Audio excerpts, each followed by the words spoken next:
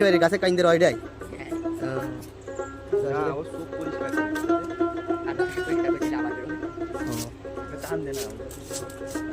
আসলে আল্লাহরই সৃষ্টি এরা, ওই গাছের রস আছে কেউ জানে না।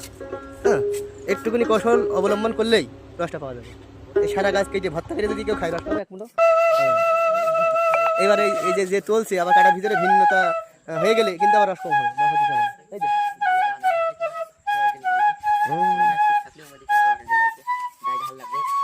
আল্লাহ সব কিছু সিস্টেম করে দিয়েছে, তুমি করে খাও।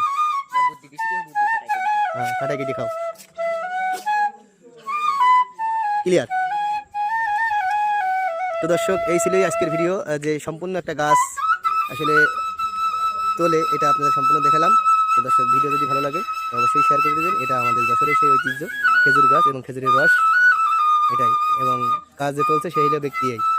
সম্ভবত মনে হয় বাড়ির গরু ছাগল না কি বেঁচে গাছ তুলছিস, কবুতর, বাড়ি কিছু কবুতর ছিল, সেই কবুতর বেঁচে গাছ তুলছে।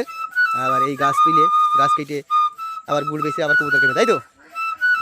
তো সবাই দোয়া করবেন, সেজন্য সাকসেস হতে পারে।